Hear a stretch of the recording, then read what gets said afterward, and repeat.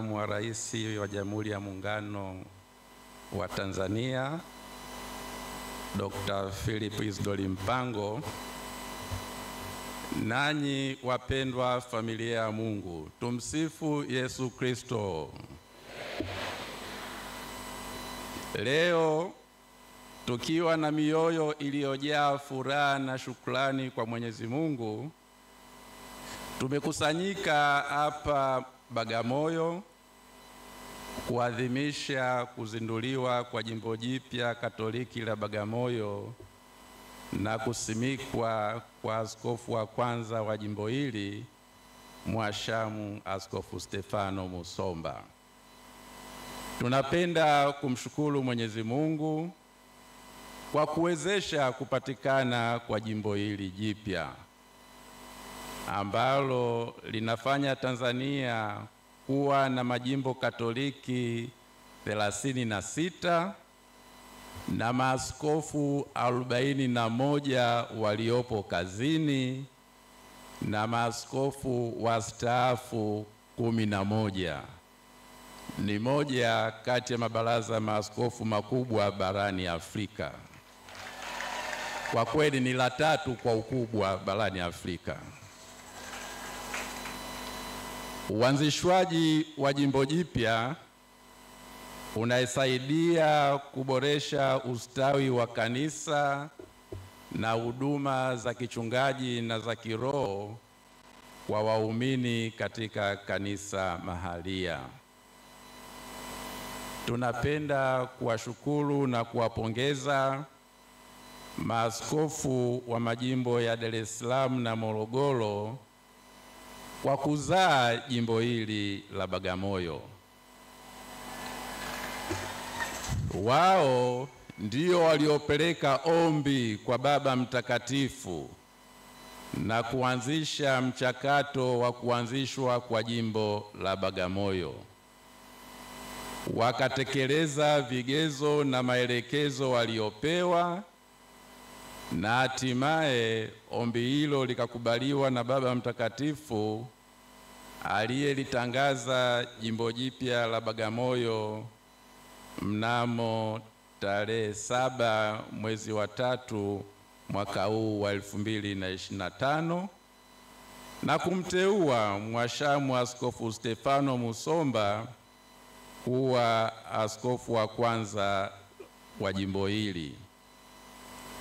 Mchakato wa uanzishwaji wa jimbo la Bagamoyo ulianza tangu wakati wa maaskofu wastaafu wa majimbo haya, yaani Mwadhama Polycarp Kardinali Pengo wa Dar es Salaam na Mhashamu Telesfori Mkude wa Morogoro, na kukamilishwa na maaskofu wa sasa wa majimbo hayo, Mhashamu Askofu Mkuu Juda Tadeus Ruwaichi na Mhashamu Askofu Lazarius Msimbe.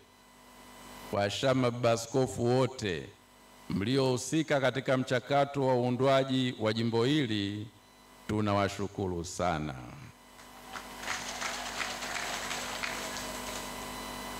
Mheshimiwa Makamu wa Rais wa Jamhuri ya Muungano ya Tanzania, ndugu waamini na wageni wengine waalikwa, Kanisa Katoliki jimbo hili la Bagamoyo ndiyo mlango wa imani na mama wa uinjilishaji Tanzania bara.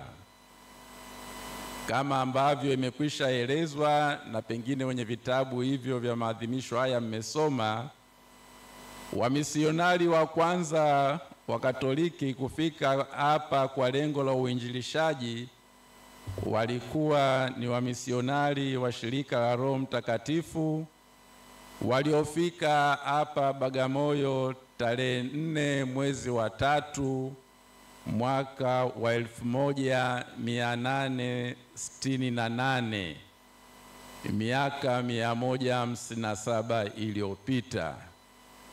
Najua wana Bagamoyo mnakumbuka miaka 7 iliyopita tulifanya katika viwanja hivi hivi jubilei ya miaka 150 ya Ukristo Tanzania bara. Wamisionari hao walianzisha utume hapa Bagamoyo na kisha wakaendelea kwenda upande wa kaskazini mwa Tanzania. Waamini wao wa kwanza walikuwa ni watumwa waliokombolewa ambao waliwafundisha elimu ya ufundi na mafundisho ya dini Katoliki. Kutoka hapa Bagamoyo, imani Katoliki ikaenea maeneo mengine ya Tanzania. Leo kwa furaha tumeshuhudia kusimikwa kwa Mhashamu Askofu Stefano Musomba kuongoza jimbo hili la kihistoria. Baba Musomba, hongera sana kwa kuwa askofu wa kwanza wa jimbo hili jipya la Bagamoyo lenye historia na utajiri mkubwa wa kazi za kimisionari na uinjilishaji hapa Tanzania. Tupo hapa Bagamoyo ambapo ni mlango wa imani huku Tanzania bara na ni kituo cha hija cha kitaifa. Tupo hapa ambapo makaburi ya wamisionari wa mwanzo waliofika kueneza Injili katika eneo hili yapo hapa. Nadhani waamini wakati mnakuja huku mlipita kwenye eneo la makaburi, baadhi ya waliolala pale ni wamisionari wa mwanzoni sana waliokuja kufanya kazi ya uinjilishaji katika eneo hili. Hivyo Baba Musomba, umezungukwa na nyenzo za kiroho za kukusaidia kuchota nguvu katika kufanikisha kazi zako za kichungaji. Unao waombezi mbinguni na duniani watakao kusaidia katika utume wako. Tunakuombea utume mwema uliojaa baraka, fanaka na matunda mengi ya kiroho. Tunapenda kuwaomba mapadri, mashemasi, watawa, makatekista, viongozi wa halmashauri za walei, vyama vya kitume na waamini wote wa jimbo hili jipya la Bagamoyo, mstawishe umoja na mshikamano katika kuishuhudia imani na katika kuliendeleza jimbo hili lenye historia kubwa ya kazi za uinjilishaji.